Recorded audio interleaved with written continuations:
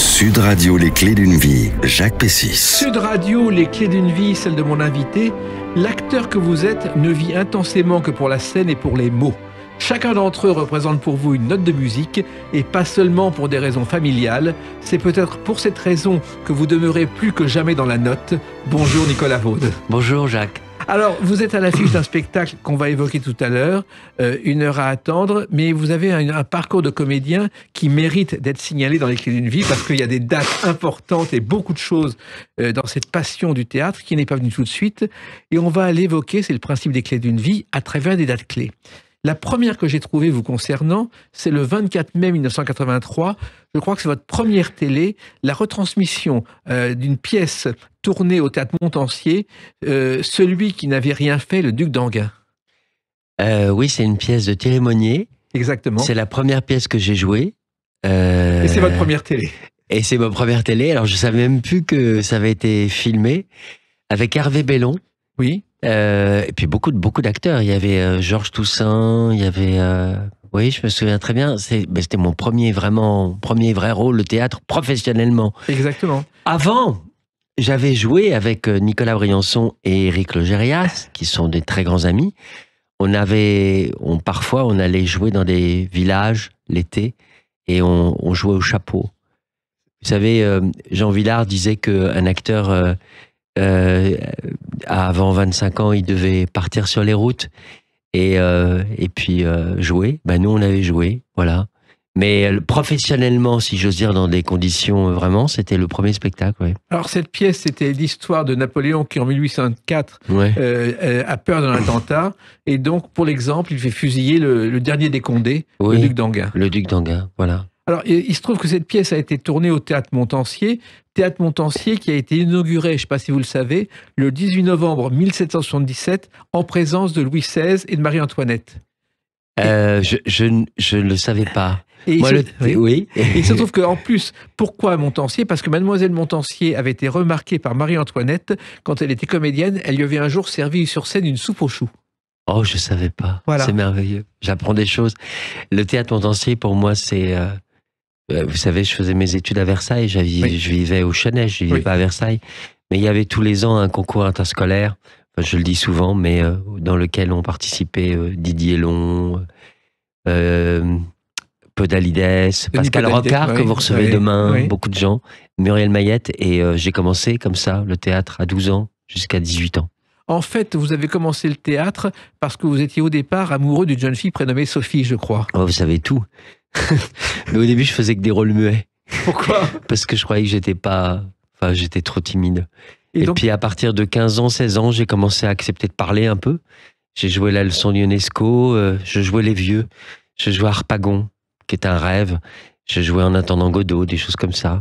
Et voilà. Et puis La nuit des rois, enfin, plein de choses différentes. Oui, effectivement, tout a commencé avec cet atelier théâtre parce que finalement, vous avez joué, je crois, au départ dans cet atelier théâtre, le Chant de Maldoror.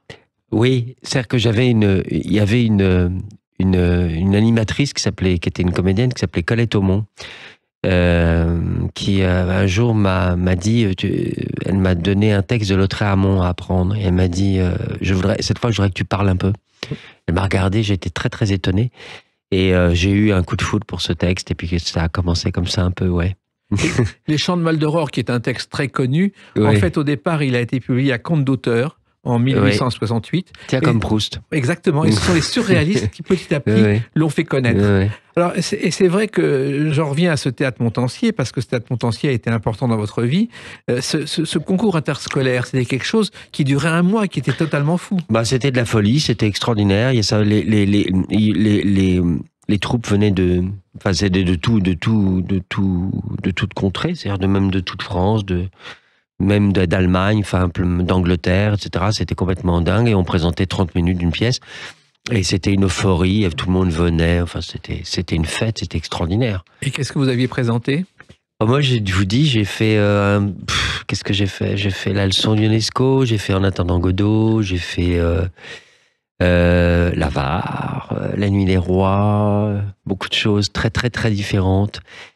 Et ouais. Alors, chaque fois, en vous faisant remarquer. Parce que vous aviez un talent qui passait. J'avais eu une mention d'interprétation, ça a été pour la leçon d'UNESCO. Alors ça, c'était un truc de fou pour moi. C'était complètement... Et puis voilà, mais bon, il donnait des mentions, des prix de spectacle, des prix d'interprétation, des choses comme ça. Mais c'était surtout... C'était une grande chance de pouvoir être tous les jours, enfin, en tout cas 2 fois par semaine dans ce théâtre, et puis d'arriver, puis on pouvait rentrer, on sortait quand on voulait. Enfin, c'était. Puis moi, j'étais complètement drogué au théâtre. Voilà. Mais sous l'œil de Marcel Tassancourt, qui était la directrice, oui, moi, que je me souviens de cette vieille dame. Mais je la connaissais pas à ce moment-là. Ouais, non, on a travaillé avec le lycée, voilà. Oui. En fait, on ne l'a vue qu'une seule fois à la télévision. Elle a joué dans une pièce de théâtre ce soir, La Veuve rusée de Golgoni, en 79. Je savais pas du tout. C'est sa seule apparition à l'écran. C'est pas vrai. Oui, comédie. Alors, au départ, Nicolas Vaud, le théâtre, vous n'y pensiez pas? Comment dire? Non, mais j'ai été foudroyé par le théâtre, en fait, quand j'ai commencé à en faire. J'ai pensé qu'à ça après. Je me suis jamais posé la question d'autre chose. Voilà. Mais vous n'aviez pas d'autre vocation? Vos parents n'imaginaient pas une autre vocation? Non, mais j'osais pas dire à mes parents que je voulais faire du théâtre. En fait, il y a eu un petit accident avec cette Sophie. Là, j'ai fait... Pardon de parler de moi, hein, mais j'ai fait cet atelier. Puis l'année d'après, comme j'avais eu très mauvaise note, j'avais pas eu le droit de refaire du théâtre. Et j'avais été voir mes camarades qui jouaient. Et ils jouaient genre à 18h. Et puis en fait, le concours durait jusqu'à 23h, minuit. Et j'étais cloué sur mon siège et je pouvais pas aller les voir et je pleurais. Et je me disais, mais c'est ça que je veux faire. Et mes parents me cherchaient un peu partout. J'ai dit, je suis rentré et ils m'ont engueulé. J'ai dit, mais moi, je sais ce que je veux faire maintenant. Et voilà. Puis après, c'est arrivé. C'était une sorte de vocation complètement folle. Ouais, mais Nicolas Vaud, je crois que vous avez des antécédents artistiques qui n'ont rien à voir avec le théâtre. Écoutez.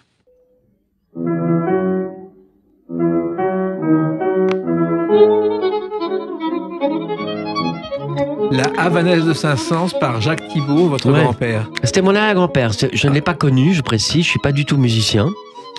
Je ne sais pas lire une note de musique, mais c'était mon arrière-grand-père. C'était le grand-père de maman, en fait. Oui. Et c'était, c'était un génie du violon. Voilà. Il a travaillé avec Pablo Casals et Alfred Cortot. Oui. Et il a fondé le prix Marguerite Long, Jacques Thibault, qui est quand même un prix très important. Bien sûr. Puis il a eu mais j'ai été un peu bercé par son histoire, si j'ose dire, par la musique.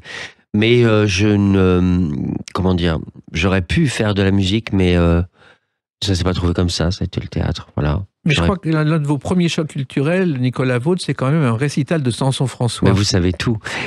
Avec ma maman, ma mère m'avait emmené voir un récital de Samson-François. Ouais, c'était un immense choc. Un pianiste célèbre. Ouais, génial. Et une chose très particulière, il a été le premier invité le 4 février 59 d'une émission de télévision mythique qui était Discorama de Denis Glaser. Mais qu'est-ce que j'apprends comme chose aujourd'hui? Et puis le théâtre, il y a quand même une pièce qui vous a marqué, je crois, c'est La Tempête. Oui, alors c'est... de Shakespeare. Oui, La Tempête et Hamlet. Hamlet... Shakespeare, de toute façon, m'a beaucoup marqué très vite, ouais. Et c'est vrai que vous avez décidé de prendre des cours de théâtre, et c'est grâce à votre mère que qui faisait de la reliure, je crois, en artisan. Oui, absolument. Que vous êtes entré dans un cours de théâtre chez Jean Darnel. Voilà, je suis arrivé au théâtre de l'Atelier le même jour que Nicolas Briançon, d'ailleurs, et j'ai fait ce cours pendant 2 ans. Puis après, j'ai été à l'ENSAT, à la Rue Blanche, l'école nationale, où j'ai rencontré Pierre Cassignard, Irène Jacob, beaucoup de gens, Marianne Medeiros. Et puis après, j'ai eu la chance d'auditionner pour Claire Ambar avec Jean-Pierre Mariel et Daniel Lebrun. On va en parler tout à l'heure. Mais ce qui est étonnant dans ce parcours, Jean Darnel, d'abord, il a commencé comme figurant, je ne sais pas si vous le savez, dans Les Visiteurs du Soir. Oui, ça je savais. Voilà. Et donc il est un page qui verse de l'eau sur les mains de Jules Berry. Oui. Il avait tellement peur, il tremblait tellement que l'eau était renversée. Voilà. Jules Berry qui est un de mes dieux et un de mes modèles absolus. C'est un des acteurs dans les anciens, parce que maintenant il y a des acteurs merveilleux.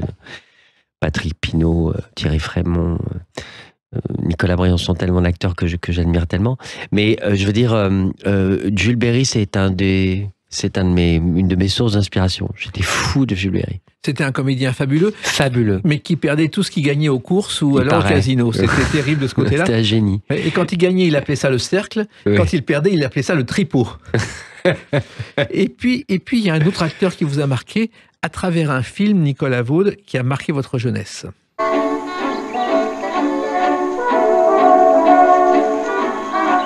Fanfan la tulipe avec Gérard Philippe. Et c'est vrai que ça aussi, ça a été important dans votre parcours. Ce sont les deux. Alors, vous avez bien trouvé. Je sais pas, vous avez trouvé ça.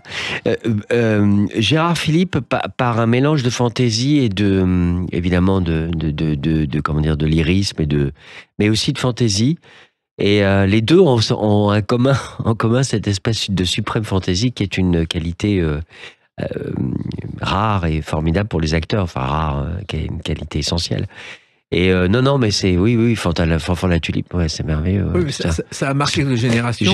Marqué. Mais moi, nous, on n'avait pas la télévision, donc c'était des films qu'on a vus pas tout de suite, quoi. Oui. Mes parents n'avaient pas la télévision. Et ce film a fait le tour du monde, et c'est le premier film français qui a été doublé en chinois. Ça, je savais pas. Gérard Philippe a été connu à l'étranger. Ça va être bien.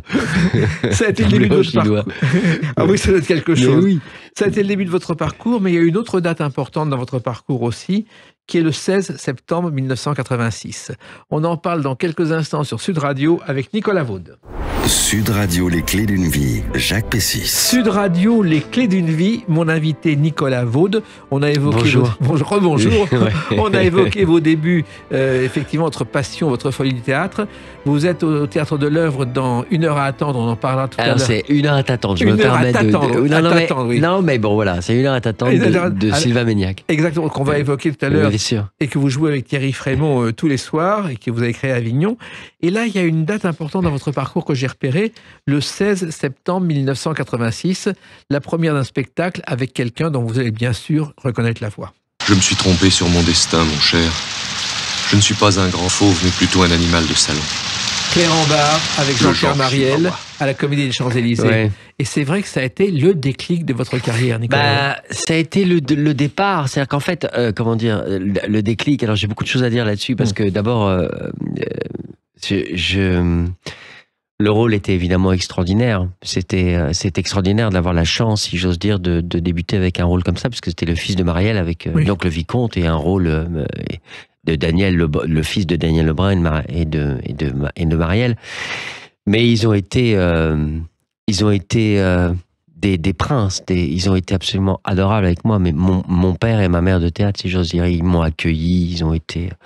Et lui, c'est vraiment eux deux qui m'ont choisi, plus encore que Jacques Rony. Puisque quand j'ai passé l'audition, Jacques Rony n'était pas là.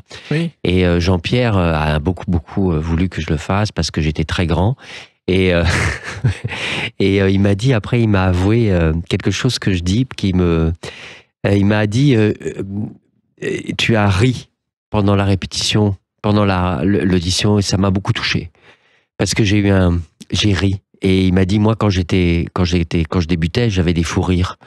Alors et c'est drôle parce que ça nous a rapprochés, parce que lui-même, c'était un acteur absolument génial. C'est peut-être l'acteur qui m'a le plus impressionné en invention, en inventivité, en capacité de changer les rythmes, puis en gentillesse, quoi, en accueil, en gentillesse, en tournée, il invitait tout le monde. Enfin, c'était vraiment un seigneur.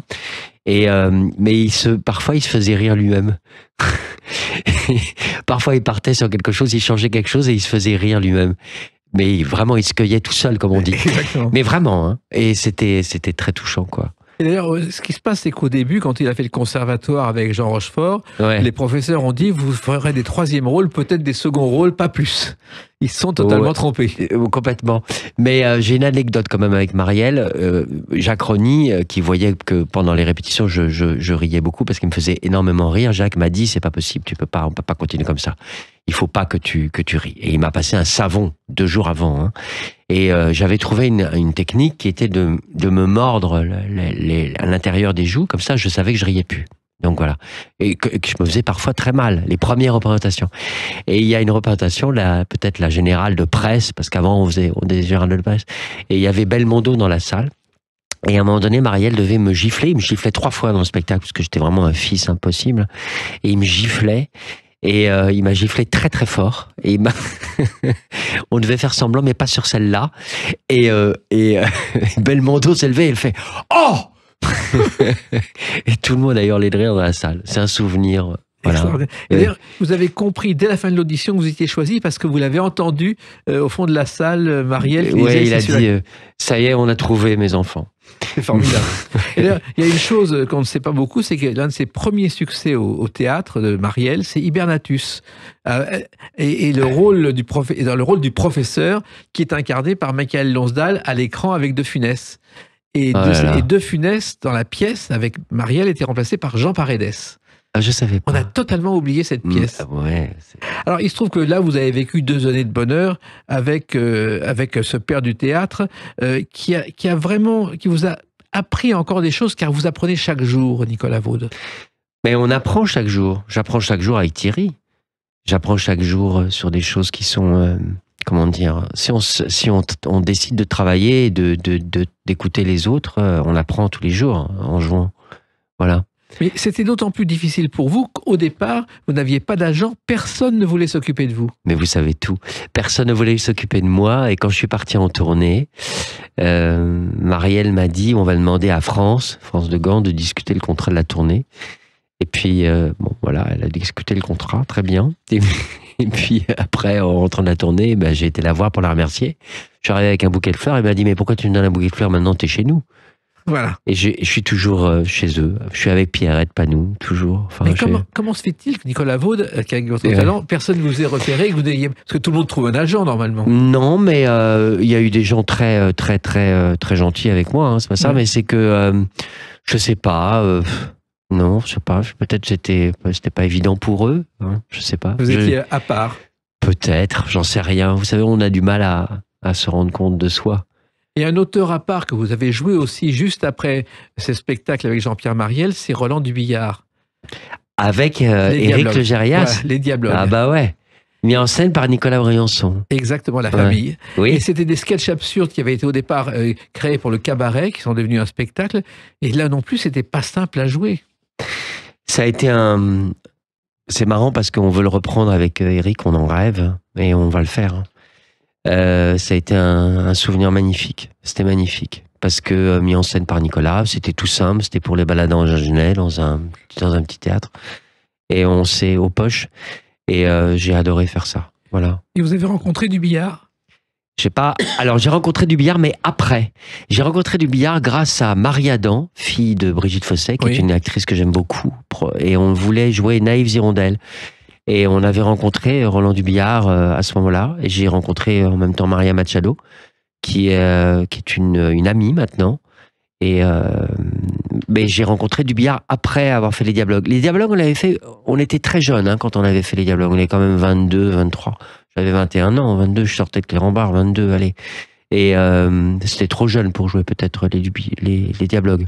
Maintenant, enfin je sais pas. Non, ce qui est clair, c'est qu'ensuite, Nicolas Vaud, vous avez commencé à jouer des classiques, Molière, Racine, Tchekhov, Anouilh, et que vous n'avez pratiquement... Sagan, on va en parler bien sûr. Jouer au départ que des classiques. C'était votre univers. Non, si je peux me permettre, j'ai joué une pièce de Vera Feder, mais en scène par Pinchna. Oui. C'était une création que j'ai beaucoup aimée avec Éric justement. Je faisais un Robespierre d'aujourd'hui avec Éric Legérias chez Pinchna, et puis j'ai joué une pièce qui a été un four total, mais qui est un super souvenir avec Jean-Pierre Daroussin, mis en scène par Jean Bouchot au théâtre Paris-Villette, qui s'appelait Entrevue au parloir de Fernand Sels. J'avais fait quelques créations. Oui, mais vous avez compris à ce moment-là que l'important dans une pièce de théâtre, avant tout, c'était le texte et le respect du texte de l'auteur. Oui, absolument. Et surtout, moi, vous savez, on est un peu pareil avec Briançon et Éric Legérias et d'autres d'ailleurs, mais on n'est pas beaucoup. Enfin, comment dire, nous, on allait un peu tout voir. Nous, on allait voir. Moi, j'allais voir Chéreau, Hamlet. J'allais voir Galabru, j'allais voir Peter Brook, le Mahabharata, j'allais voir du boulevard, j'allais tout voir pour me faire un jugement, mais sans ornière. Et je trouve ça très important. C'est très anglais d'ailleurs comme attitude, si je peux me permettre. En France, on est un peu... Voilà. C'est un peu différent. Oui. Et vous la citiez tout à l'heure, on va écouter sa voix.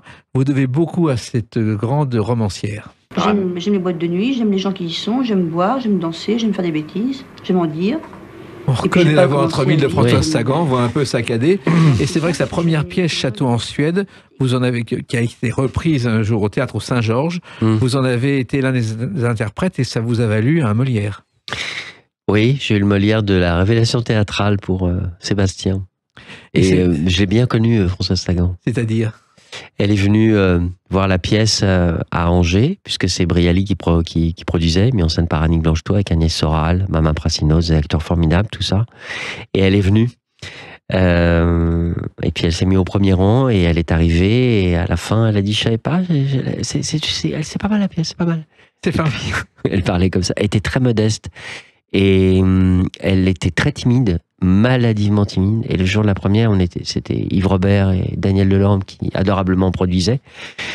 Et le jour de la première, elle s'est mise en coulisses. Elle s'est mise en coulisses pour pour écouter le spectacle. Ce qui était assez étonnant, c'est qu'elle était aussi très distraite, je ne sais pas si vous le savez. Ouais. Elle perdait régulièrement ses clés. Et heureusement, elle avait un appartement dans le 6e au rez-de-chaussée. Elle entrait par la fenêtre. Oui, quand ça, je savais. C'est extraordinaire. Oui. C'était une femme absolument merveilleuse. Moi, j'adore son écriture, mais j'adorais déjà son écriture. Très timide, très, très, très, très drôle, très pudique, d'une intelligence. Moi, je l'ai adorée. Adorée, cette femme. Et cette pièce, Château en Suède, vous avez repris le rôle créé par Claude Rich, avec qui vous avez joué aussi une autre pièce, L'intrus. Oui. Oui. Et ça a mis en scène par Christophe Lidon. Grand Exactement. bonheur.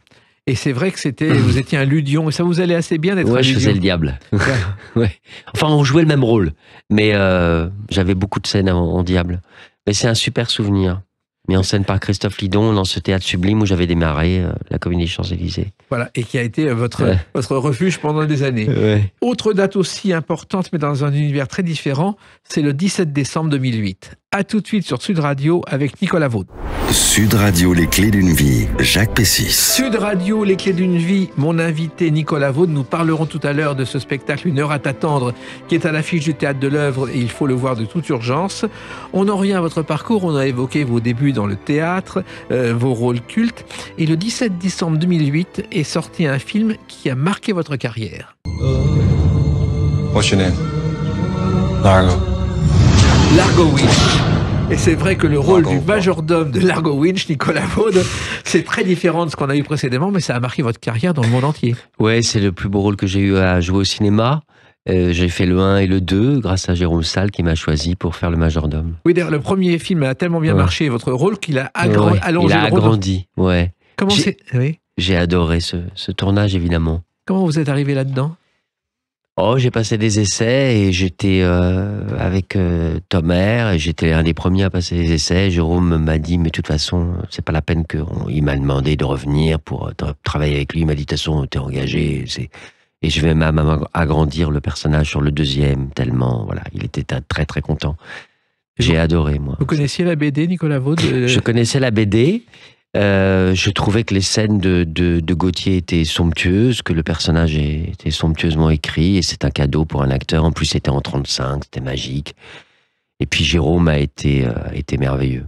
Voilà. Et au départ, Jean Van a écrit cette BD parce qu'il avait eu du succès avec 13 chez Dargaud. Ouais. Et depuis Le Rival, voulant lancer une série, il a demandé à Jean Van Damme, est-ce que tu n'as pas une idée? Il avait écrit 6 romans au Mercure de France qu'il a transformé en une série qui était Largo Winch. Voilà. Et ça a marché de façon extraordinaire. Ouais. Et ça continue à marcher. Et ça continue à marcher. Alors, ça a quand même été un beau voyage que vous avez tourné, je crois, en Sicile, à Malte, à Hong Kong, à Macao. Alors, j'ai tourné à Hong Kong et en Thaïlande. J'ai plein de scènes à dos d'éléphant. Voilà. Et ça, c'est extraordinaire comme dépaysement. Oui. J'étais d'ailleurs le personnage qui avait le plus de scènes, finalement, enfin, en dehors de Tomer, qui jouait Largo, mais j'étais celui qui avait le plus de scènes. Voilà. Mais ça a été un bonheur, vraiment. C'est un très très beau rôle. C'est la première fois que j'avais un rôle aussi important sur une durée.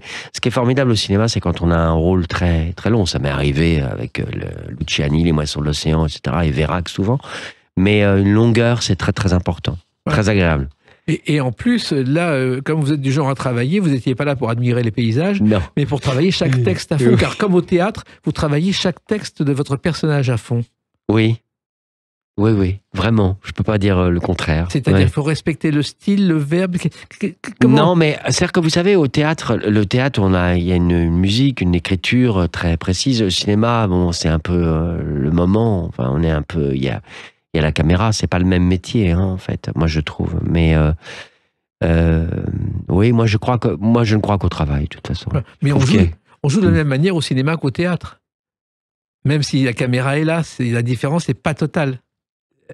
Oui, c'est-à-dire que le cinéma, en résumé, pardon de ce résumé idiot que tout le monde a déjà fait, mais le cinéma, c'est l'art du metteur en scène, et le théâtre, c'est plus l'art de l'acteur, du metteur en scène aussi, mais de l'acteur quand même.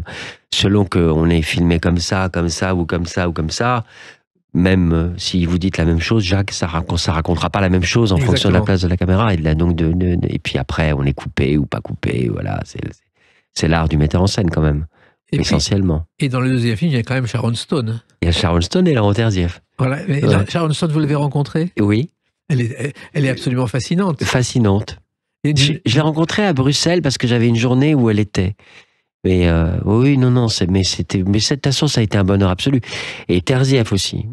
Jérôme Salle était très, très, très, très impressionné par Terzieff. Tout autant que par Sharon Stone. Je me souviens qu'il était vraiment au petit soin et très... Et puis, Tomer a été adorable. Enfin, ça, c'était très... Voilà. Et c'est vrai que Sharon Stone, au départ, elle ne devait pas jouer Basic Instinct. En fait, c'était un rôle que Marielle Hemingway, Kim Basinger devaient jouer, et elles ont refusé parce qu'elles craignaient que le caractère sulfureux du personnage nuise à leur carrière. Mais je ne savais pas du tout. Et c'est comme ça que Sharon Stone a débuté. Et d'ailleurs, dans le deuxième Django Winch, il y a une scène qui est une parodie de Basic Instinct. Ouais. Elle est les genoux croisés, etc. Oui. Et c'est vrai que on reconnaît une star d'une personne, de quelqu'un d'autre, non? Il y a quelque chose en plus. Il y a un charisme, un magnétisme, il y a un mystère peut-être. C'est très particulier. C'est très particulier. Et Laurent Terzieff, c'est très différent parce que Laurent Terzieff, c'est un des plus grands comédiens et vous l'avez rencontré, mais presque à la fin de sa vie. Je l'ai rencontré à la fin de sa vie, mais j'ai eu la chance qu'il vienne me voir jouer dans la pièce de Zeller, L'Autre. Oui. Voilà. Et puis j'ai été le voir souvent au théâtre. J'étais très fasciné par lui.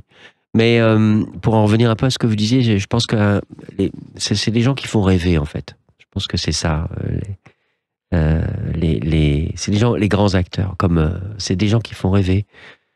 Voilà, comme Terzieff, comme Marielle, comme Rochefort, comme plein de gens, mais qui font rêver. Oui, mais rêver, Nicolas Vaud, avec un immense travail qui ne se voit pas.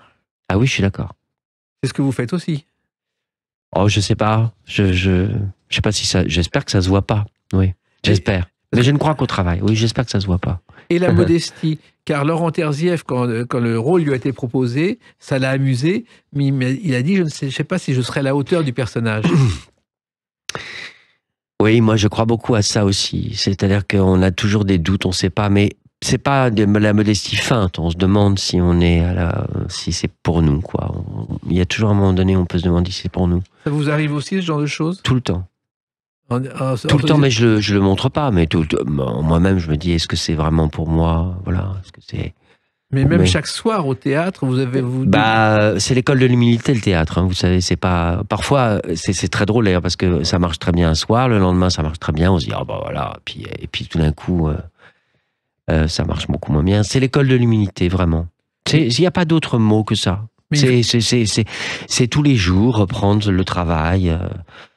Comme un pianiste ou un danseur qui peut faire un faux pas ou qui doit être très très vigilant et en même temps humble parce que de toute façon c'est un personnage, de toute façon c'est une langue, c'est le poète qu'on sert. Hein. On est là pour lui, c'est grâce à lui, c'est lui qui nous donne les mots, donc c'est lui qui nous donne la respiration, c'est lui qui nous donne la vie sur scène. Et un acteur, il est là pour... Bon, après il s'amuse, il faut s'amuser bien sûr. Hein. C'est du jeu. Oui, mais moralement, c'est difficile de tenir le choc avec les hauts et les bas.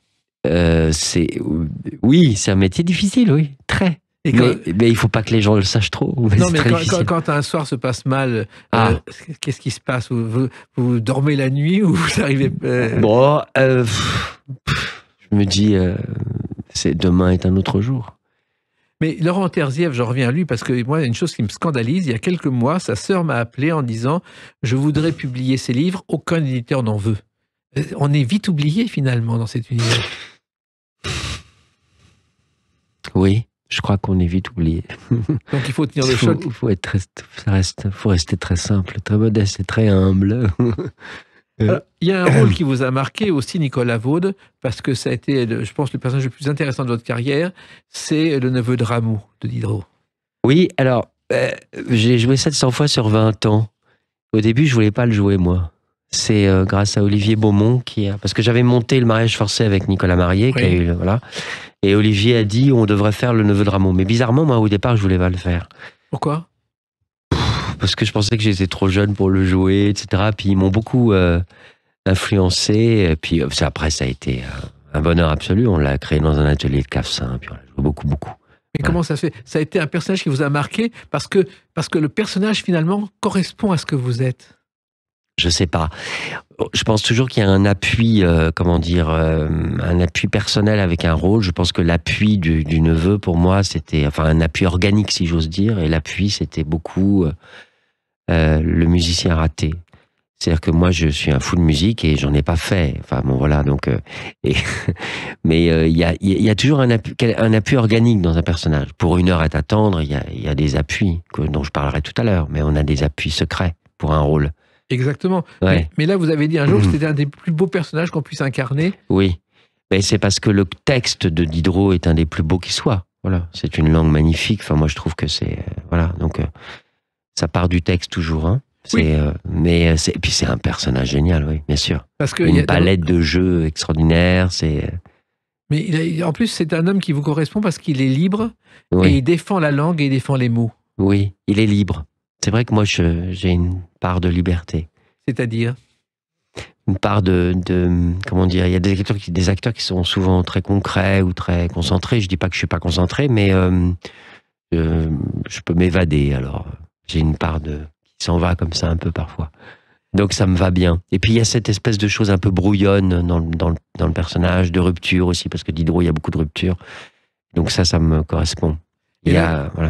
En plus, je crois que Diderot était... Ça me correspondait parce que j'ai arrêté là. Oui, mais vous avez quand même joué ce rôle 700 fois. Voilà. Et puis surtout, c'était un homme qui avait une liberté totale, à tel point qu'à l'époque, tout le monde portait une perruque. Et lui, il refusait de porter la perruque parce que ça ne correspondait pas à ça m'étonne pas. Je savais pas. Et ça m'étonne pas. Et quand il était obligé de porter la perruque, elle était ronde, il la portait de travers pour bien montrer qu'il ne voulait pas la porter. Oui, j'adore ça. Alors, il se trouve que cette histoire, ça vous a marqué.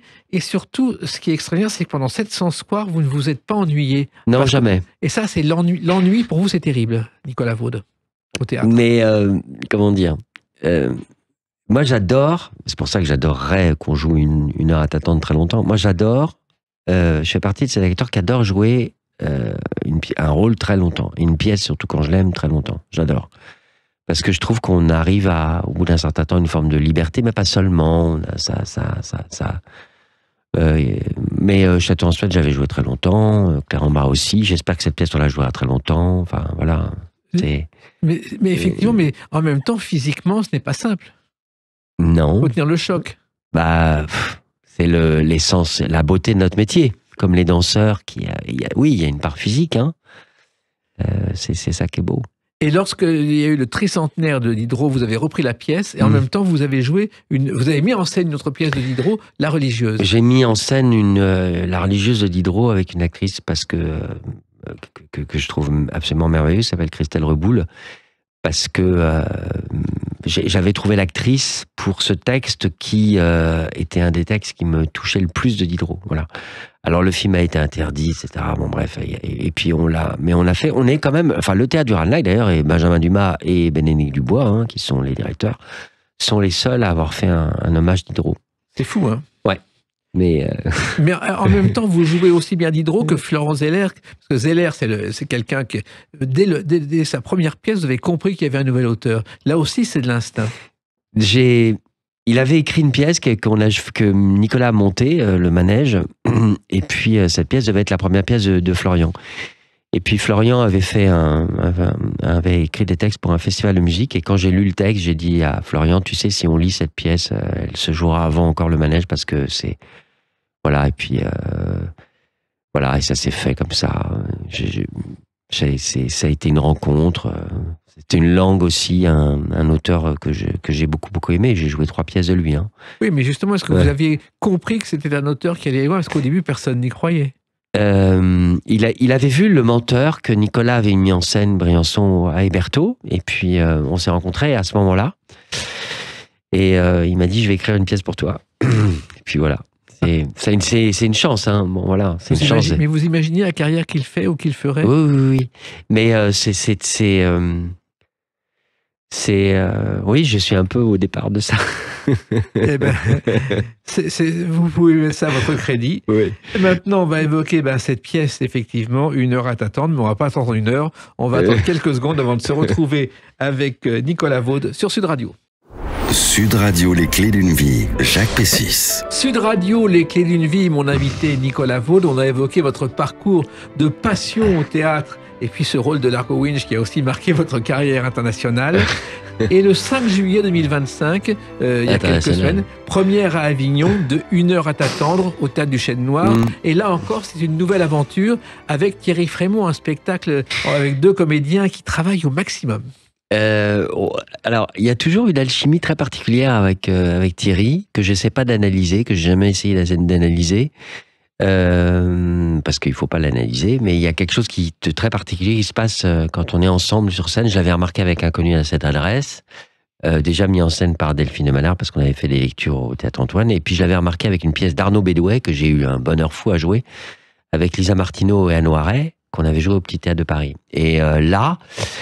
Eh bien, Delphine de Malherbe, notre metteur en scène si délicate, voulait absolument nous réunir dans cette pièce de Sylvain qui est une merveille. Alors, cette pièce, on va en parler, mais d'abord, ça commence à Avignon. Et Avignon, c'est un banc d'essai, mais qui n'est pas facile à vivre. Moi, j'avais déjà fait Avignon. Oui, c'est pas toujours évident parce que où ça passe, Avignon, ça va très vite, en fait. C'est en un mois... où les gens viennent, où ils viennent pas trop, où ils viennent pas du tout. Là, il se trouvait d'ailleurs que c'était un très bon Avignon, il faisait pas trop chaud.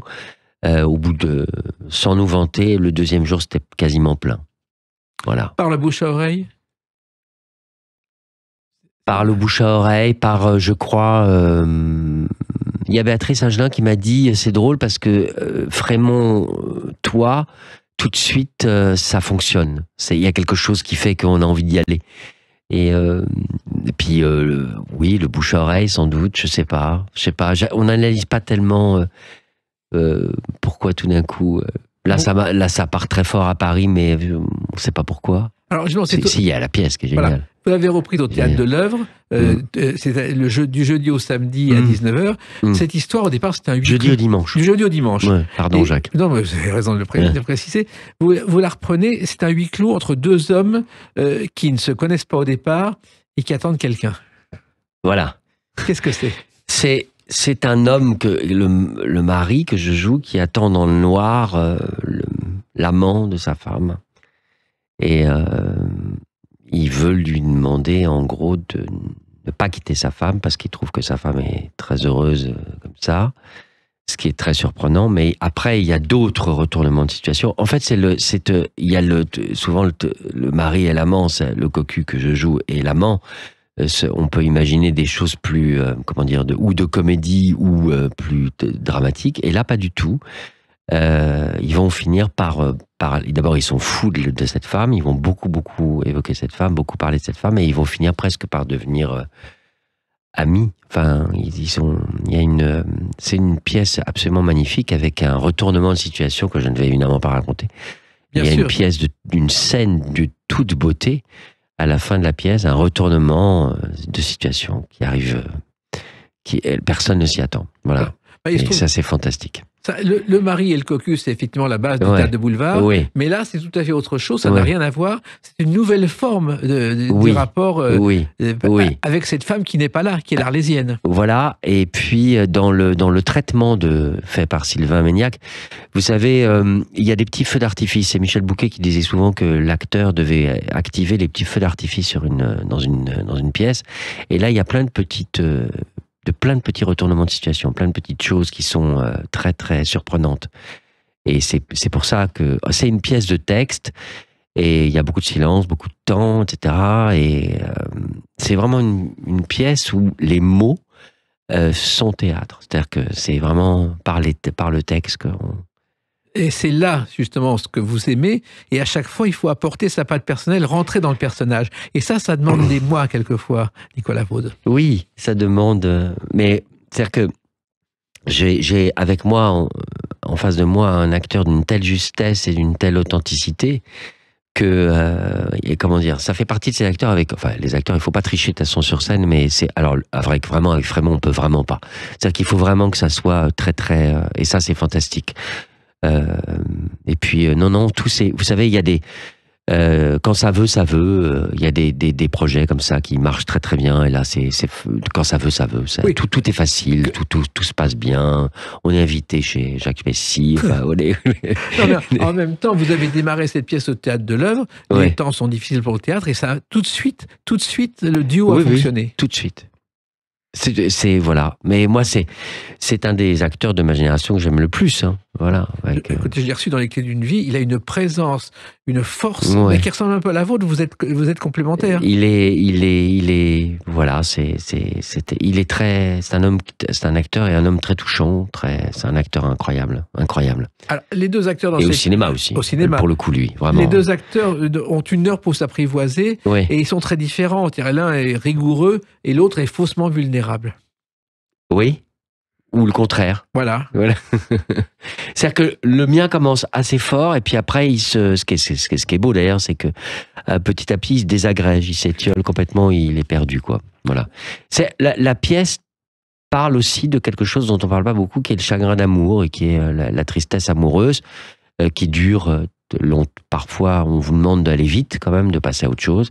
Et il y a des gens qui mettent du temps. Et ça parle aussi de ça, de ces choses un peu secrètes, de chagrin, de choses comme ça. Mais en même temps, c'est très drôle aussi. C'est très brillant quand même dans l'écriture. Oui, mais en même temps, le sujet est universel. Oui, c'est l'amour, c'est le plus beau sujet. C'est le couple et c'est la perception de l'autre, qui est aussi quelque chose qui ne s'évoque pas souvent au théâtre, Nicolas Vaud. Oui, je suis d'accord.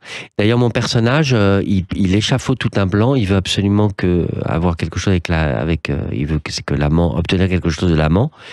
Et ce qui est intéressant, c'est qu'il y a des moments où il se dit, est-ce que j'ai bien fait d'être là, est-ce que je devrais pas partir, etc. C'est-à-dire qu'ils sont pleins de doutes, quoi.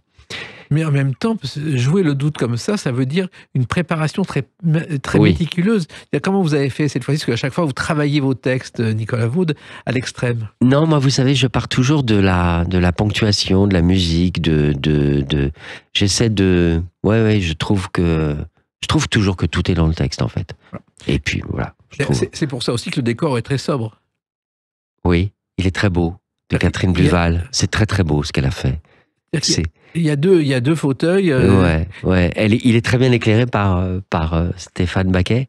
Et c'est un très beau décor. On dirait une boîte à cigares. Voilà, c'est très, très beau. Il faut savoir que Sylvain Ménac, il a composé des musiques pour le théâtre. Oui.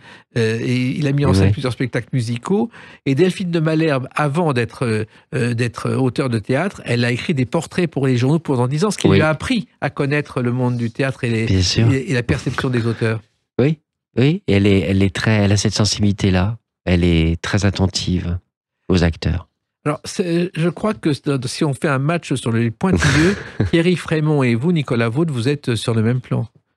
Sur les pointilleux, sur le côté pointilleux de chaque mot, de chaque phrase, de chaque scène. C'est possible, je sais pas. J'ai pas l'impression parfois. En même temps, si peut-être, mais je crois que je suis plus lunaire que lui quand même. Oui, je crois. Mais quand il a joué le rôle de Francis Holm, le tueur, je sais pas si je pourrais jouer ça. Il a fait pendant un an, il s'est préparé au rôle, et il y avait des photos de Francis Holm dans sa. Non, moi je suis pas du tout comme ça. C'est-à-dire. Comment dire? Moi, j'aime bien essayer de créer un personnage qui n'existe pas. Vous comprenez? Oui. Au théâtre, mais surtout au théâtre, j'aime bien... je suis pas du tout un acteur qui va aller regarder, mais c'est peut-être une erreur d'ailleurs, mais qui va faire un travail très sur Strasberg, etc. Moi, j'aime bien essayer de chercher quelqu'un qui n'existe pas, en fait. Oui. Je sais pas comment dire ça, mais que ça soit vrai. Oui. Attention, hein. Mais j'aime bien...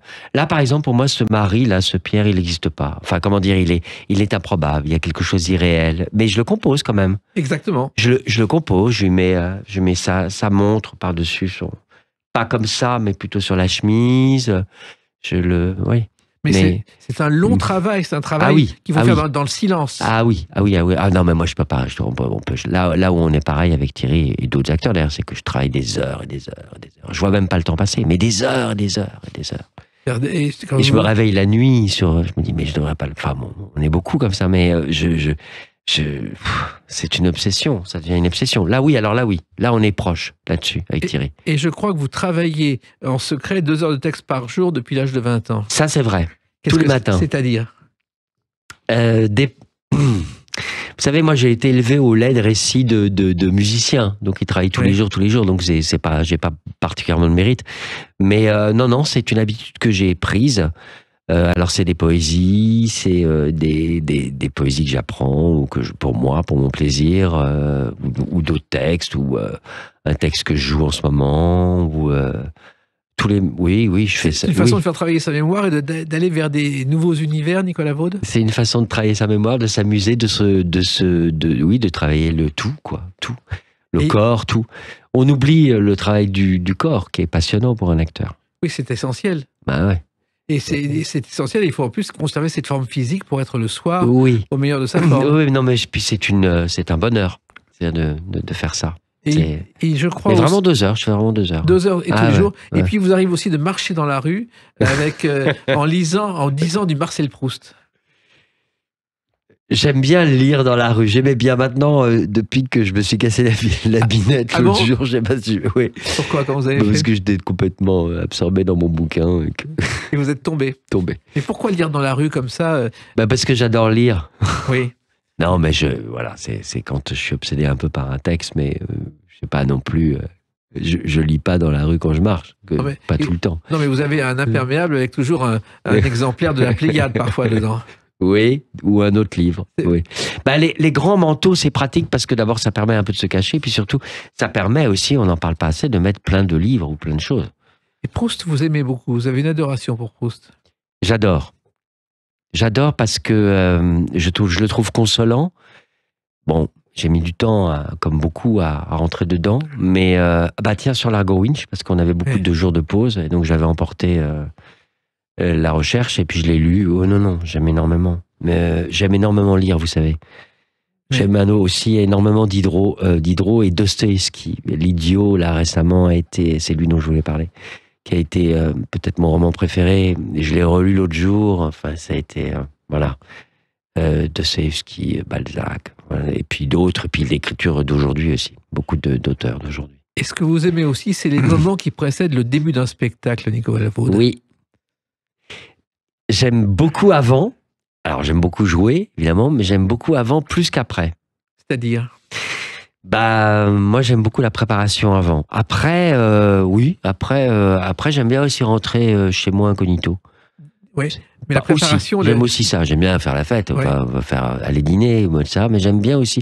Mais la préparation, c'est une des choses que je préfère dans mon métier, ouais. C'est-à-dire qu'il y a des rituels de la loge, des coulisses, des... les rituels sont pas toujours les mêmes sont différents en fonction des personnages. Je crois que vous ne pourriez pas vivre sans le théâtre. Non. Vous avez essayé quelquefois de vivre sans le théâtre?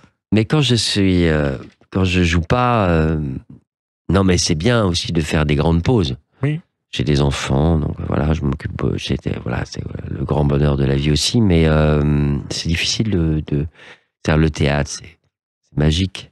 Et vous avez des rêves, je crois que vous rêvez de jouer la fausse suivante de Marivaux ou le conte dans le mariage de Figaro de Beaumarchais. Alors j'avais dit ça à un moment donné, mais j'ai complètement changé d'optique. Ah bon?